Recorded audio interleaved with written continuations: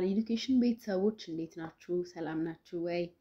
ሰው ሁሌም እንደምለው ለዚህ ቻናል አዲስ የሆናችሁ ቤተሰቦቻችን ቻናሉን ሰብስክራይብ ከማድረግ እንድትጀምሩ ላለው ምክንያቱም ብዙ የህግ ቪዲዮዎች እዚህ ቻናል ላይ ስለሚለቀቁ አዳዲስ ቪዲዮዎች በሚለቀቁበት ጊዜ እንዲደርሳችሁ ስለሚሆን ማለት ነው። ሰው በዚህ ቆይታ ደግሞ ከኔ ጋር ክሪሚናል ፕሮሲጀርን ምናይ ይሆናል ማለት ነው። ሰው በባለፈው ሴሽናችን ቻፕተር 1ን ፓርት 1 እና 2 ብለን ከፍለን አይተናል። አሁን ደግሞ ቻፕተር 2ን እንቀጥላለን ማለት ነው።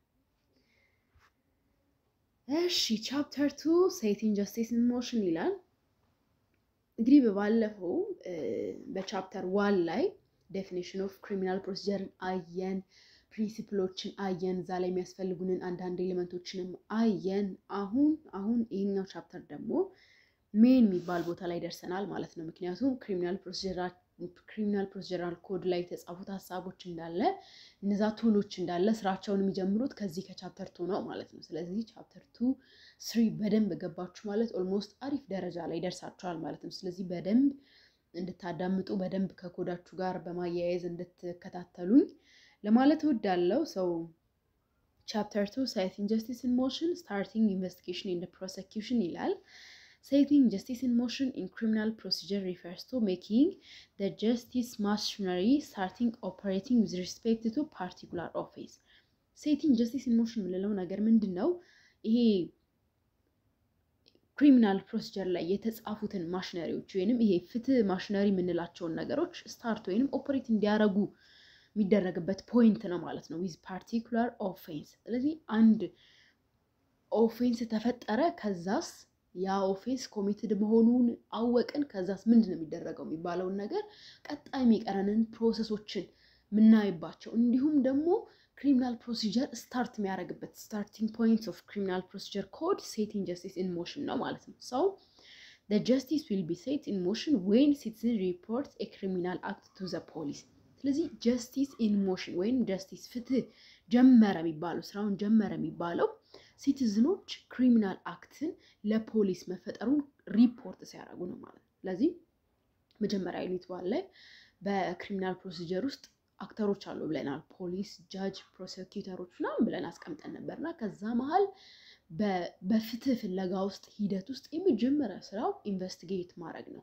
ፖሊስ ኢንቨስቲጌት ያደርጋል ማለት ነው። እንዴት ነው ኢንቨስቲጌት የሚያደርገው? ከማህበረሰቡ መጀመሪያ ክራይም መፈጸሙን ወይንም ደግሞ ወንጀል መፈጸሙን ሲሰማ ወይንም ደግሞ አክሴፕት ሲያደርግ ነው። ኢንቴክ ሜካኒዝም ናቸው ማለት ነው። ስለዚህ መጀመሪያ ስራውን የሚጀምረው ሲቲዝኖች ስለ ክራይሙ መፈጸሙ ለፖሊስ ሪፖርት ሲያደርጉ ነው ማለት ነው። ስለዚህ ክራይም መፈጸሙ አንዴ ፖሊስ ጆሮ ደረሰ ማለት ከዛ በኋላ ኢንቨስቲጌት የማድረጉ ፕሮሲኪዩት የማድረጉ ነገር ይቀጥላል ማለት ነው። So a report could be a right or duty። ስለዚህ ሪፖርት ማድረግ እንደ አንድ ግዴታ የሚታይበት ጊዜ አለ፣ እንደ መብትም ጊዜ የሚታይበት ጊዜ አለ።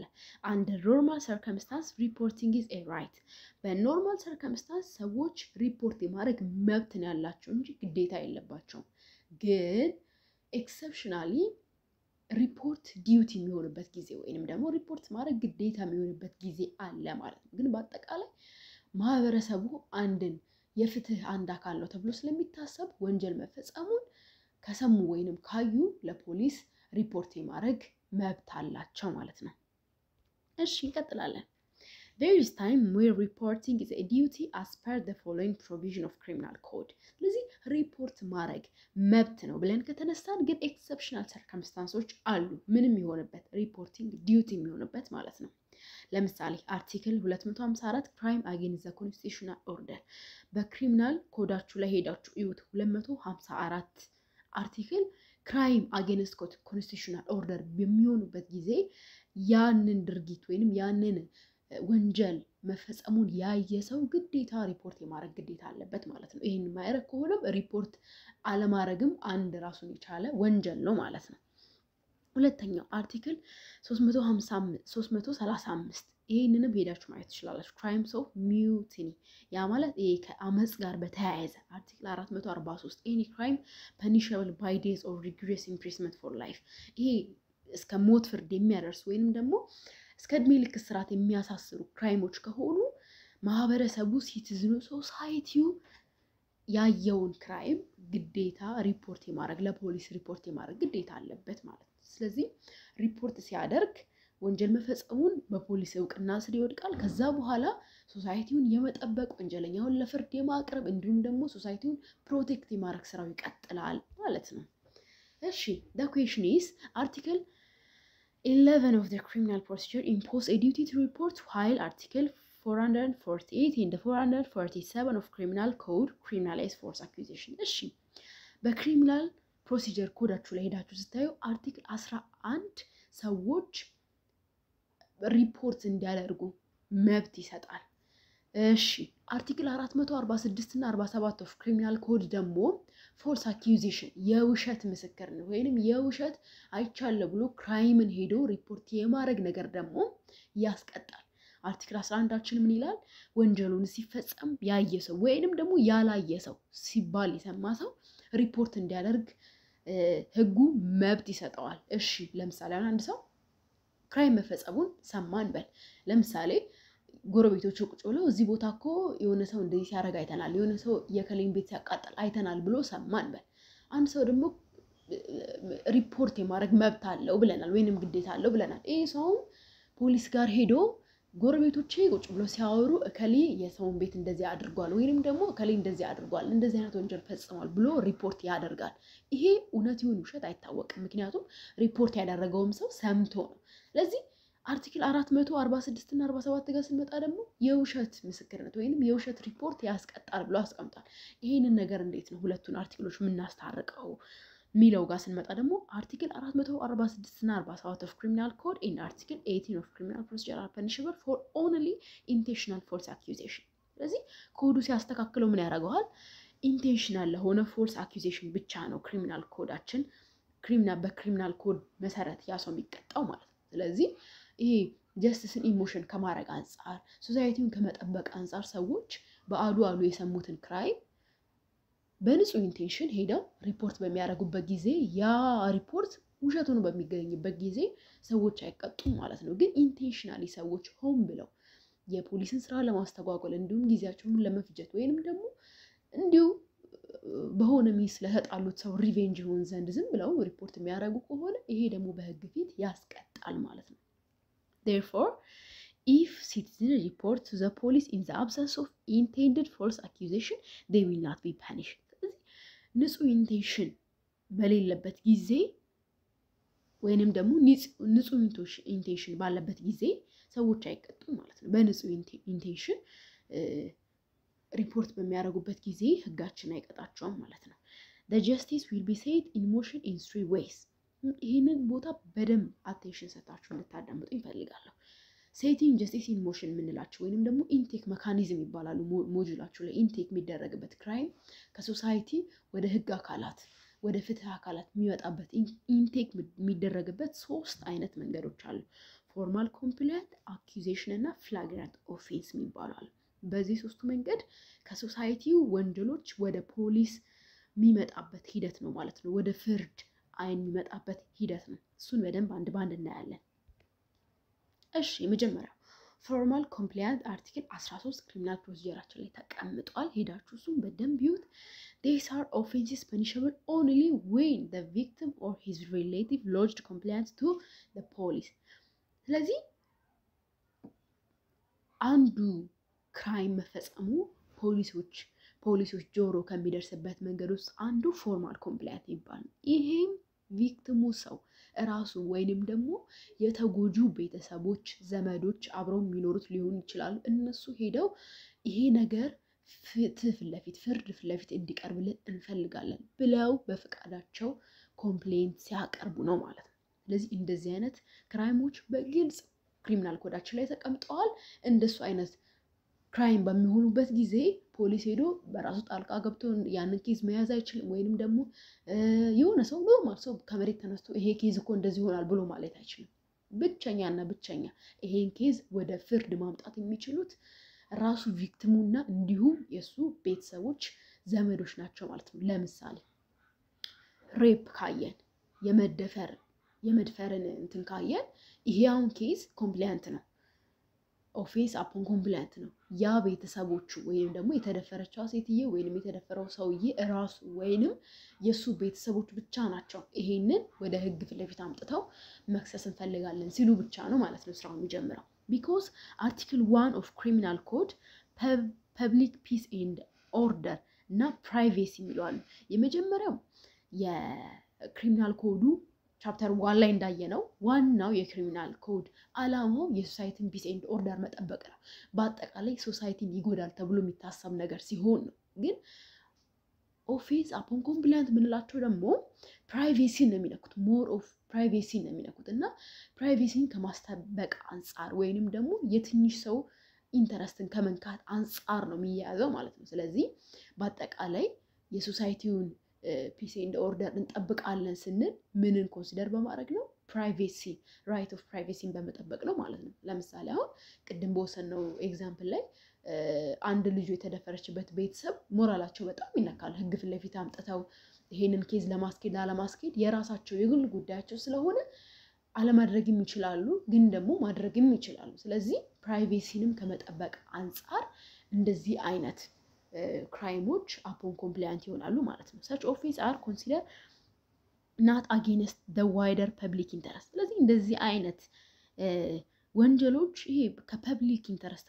አንጻር ከሰፊው ማህበረሰብ ኢንተረስት አንጻር አጌንስት ይሆናሉ ተብሎ ስለማይታሰብ በቪክቲሙና በሪሌቲቭ ብቻ ነው ኢንሞሽን የሚሆነው ማለት ነው። ለምሳሌ አሁን ዲፌሜሽን አለ፣ ስም ማጥፋት አለ፣ ኢንቲሚዴሽን፣ ኢንሰልቲንግ አለ የመሳሰሉትን ይሄ ማስፈራራት፣ ስድብ የመሳሰሉት ላይ ክሪሚናል ኮዳቸው ላይ በግልጽ ተቀምጠዋል።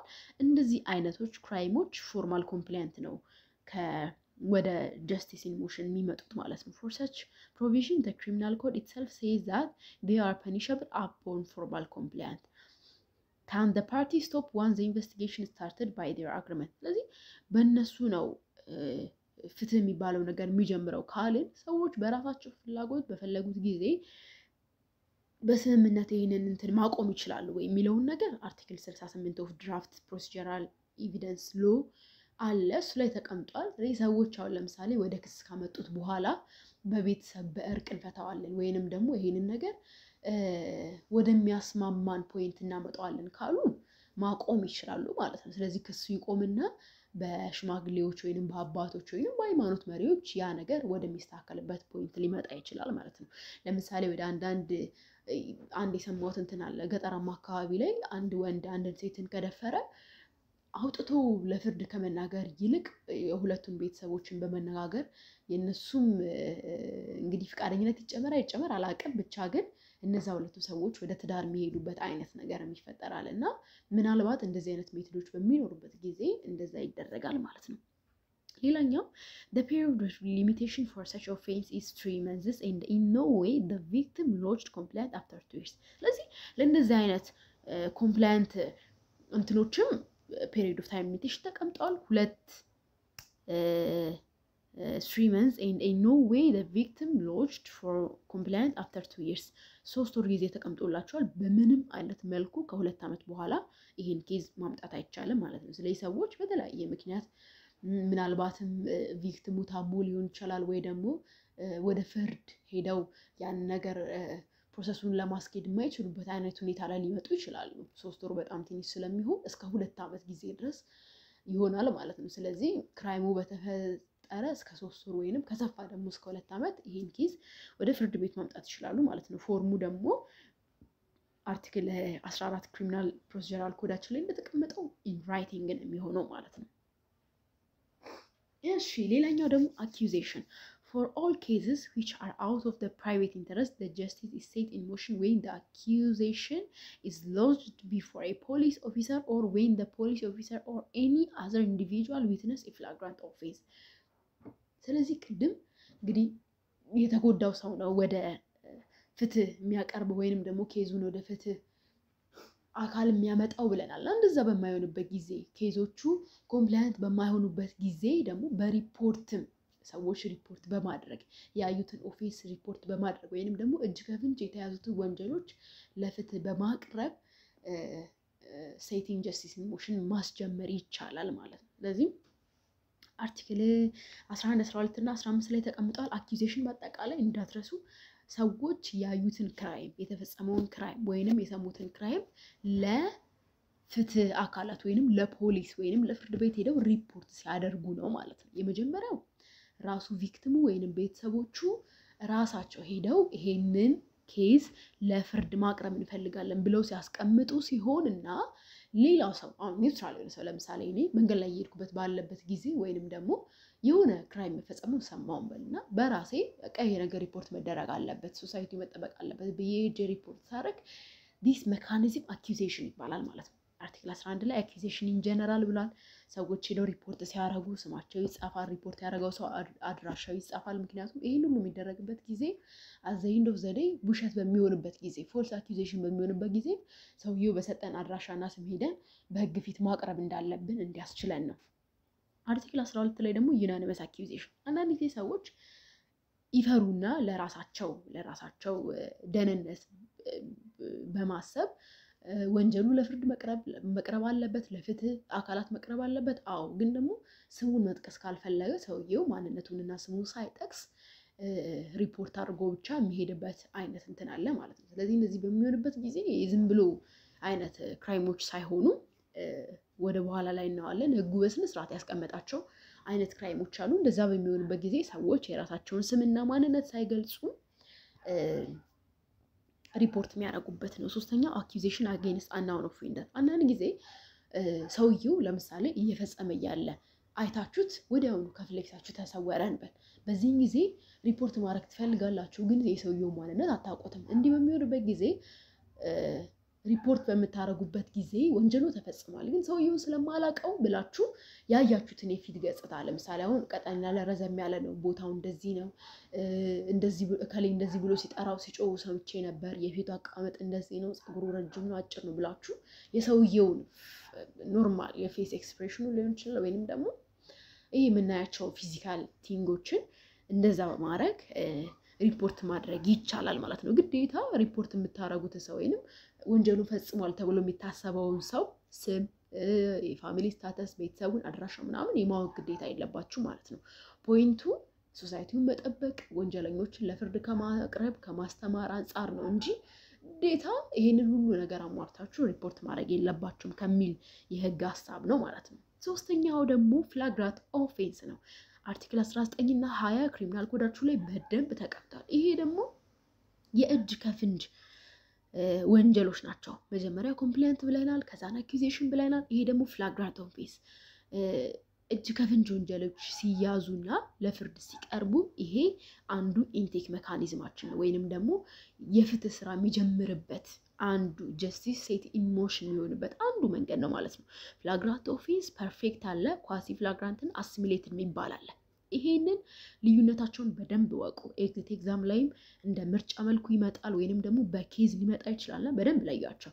ኖርማል ኬዝ ኦፍ ፍላግራንት ኦፌንስ will happen when the offender is found committing, attempting to commit the offense or has just committed the offense.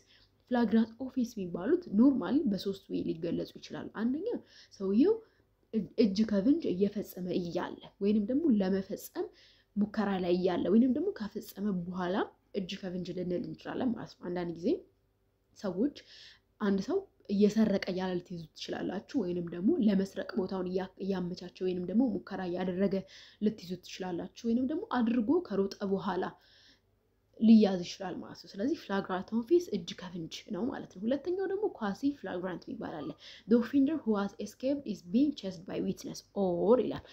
ይሄ ደግሞ ኳሲ ፍላግራንት ማለት ሰውየው ወንጀሉን ፈጽሞ እየሮጠ ያለ ወይንም ደግሞ እዛ ስፍራ ላይ ግርግር ተፈጥሮ በዊትነስ እዛ ባሉ ሰዎች ሲያዝ፣ አንዳንድ ጊዜ አሁን ያዘው ተብሎ ወንጀሉን ሲፈጽም ሰውየው በዛ አካባቢ ያሉ ሰዎች ዊትነሶች ሲያዝ ኳሲ ፍላግራንት ይባላል። አሲሚሌትድ ኬስ ሲሆን ደግሞ ፖሊስ በዛ ስፍራ ላይ ሲገኝ ተጠርቶ ሊሆን ይችላል፣ ወይንም ደግሞ በዛ ስፍራ ላይ ያንን ነገር ተጠርጣሪውን ሊይዘው ይችላል፣ ወይንም ደግሞ እዛ ስፍራ ኮሚትድ የተደረገ ስፍራ ላይ ፖሊስ ሲገኝ ማለት ነው። ስለዚህ ኳሲ ፍላግራንት ማለት ሰውየው በዊትነስ ሲያዝ ሲሆን አሲሚሌትድ ደግሞ በፖሊስ በዛ ስፍራ ላይ ሲገኝ ወይንም በፖሊስ ሊያዝ ሲችል ማለት ነው። ስለዚህ አርቲክል 20 19 እና 20 ሄዳችሁ በደንብ አንብቡ፣ ልዩነቱን እወቁ። ለምርጫ በጣም ቀላል የሆነ ጥያቄና ግራ የሚያጋባ ነው፣ እንደዛ ይሁን ማለት ነው። ሌላኛው ደግሞ accusation unnecessary when the offense is flagrant accusation not necessary to set the such in motion accusation report ማድረግ ነው ብለናል accusation when the offense is flagrant offense accusation is not necessary to set justice in motion flagrant offense ሲሆን accusation አያስፈልግም ምክንያቱም accusation ማለት ሪፖርት ማድረግ ነው ብለናል flagrant offense ማለት ደግሞ እጅ ከፍንጅ ወንጀሎች ናቸው ብለናል ስለዚህ ሰውየውን እጅ ከፍንጅ ይዘነው እያለ ሄደን እዚህ ቦታ እኮ እንደዚህ አይነት እንትን ተፈጥሯል እንደዚህ አይነት ክራይም ኮሚትድ ተደርጓል ብሎ ሪፖርት ማድረጉ ያን ያህል አያስፈልግም ሰውየውን አንጠርጥሮ ሄዶ እዛው ፖሊስ ጣቢያ መወርወር ይቻላል ማለት ነው but when the flagrant offense is punishable upon formal complaint the victim must be first lodge the complaint እዚህ ጋር በደንብ ማዳመጥና ማወቅ ያለባችሁ ነገር ደግሞ ክራይሙ flagrant offense ሆኖ at the same time formal complaintም ሊሆን ይችላል ያ ማለት እጅ ከፍንጅ ወንጀሎች ሆነው at the same time ደግሞ complaint offense ሊሆን ይችላል complaint ምን ብለናል ቀደም victim ወይንም relative በራሱ ተነሳሽነት ኬዙን ወደ ፍርድ የሚያቀርብበት ሂደት ነው ብለናል ስለዚህ ለምሳሌ ሰው መንገድ ላይ አንድን ሴትን ሲደፍር ካያችሁ ሬፕ ቀደም complaint offense ነው ብያቸዋለሁ መንገድ ላይ ካያችሁት ደግሞ flagrant offense ይሆናል በዚህ ጊዜ flagrant offense ነው ብለ ኬዳን ጠንጥለ ሰውየው ለፍርድ ማቅረብ አትችልም ምክንያቱም complaint የሆኑ ኬዞች አሁንም ቪክቲሙ በራሱና ሪሌቲቭ ናቸው ለህግ ማቅረብ ያለባቸው ብለናል ስለዚህ ምንም እንኳን ኬዙ ፍላግራንት ኦፌንስ ቢሆን ኮምፕላይንት እስከሆነ ድረስ አሁንም ለፍርድ ማቅረብ አትችሉም ማለት ነው ስለዚህ ይሄ ነገር በደንብ ይታይ ፍላግራንት ኦፌንስ ስለሆነ ብቻ ሳይሆን ኮምፕላይንት የሆኑ እንትኖች አሁንም በቪክቲሙና በሪሌቲቭ ናቸው lodged የሚደረጉት ማለት ነው even any individual witness the commission of the offense could arrest the suspect without warrant in the case of flagrant offense ስለዚህ ወደ flagrant offense መጣ ማንንም ሰው ያለ ፍርድ ቤት ትዕዛዝ ሰውየው ወዲያውኑ አንጠልጥሎ ይዞ መሄድ ይቻላል ማለት ነው ምክንያቱም እጅ ከፍንጅ ነው የተያዘው ዊትነሶች አሉ ሄዶ አኪዩዝ እንትን ይሄ ገና ፍርድ ቤት ሄዳችሁ የፍርድ ቤት ትዕዛዝ እሱን አሬስት ለማድረግ ለማሰር የፍርድ ቤት ትዕዛዝ እስክታወጡ ድረስ ሌላ ጣጣ ነው ማለት እጅ ከፍንጅ ወንጀል ስለሆነ ዊትነሶቹ ሰውየውን ይዘው ለፍርድ ማቅረብ ይችላሉ ማለት ነው እዚህ እንደዛ ነው በቀጣይ ደግሞ ዲዩቲ ቱ ኢንቨስቲጌት የሚለውን እናያለን ለዚህ አብራችሁን ስለቆያችሁ በጣም ነው የማመሰግነው ቀጣይ እስክንገናኝ ድረስ በደህና ቆዩ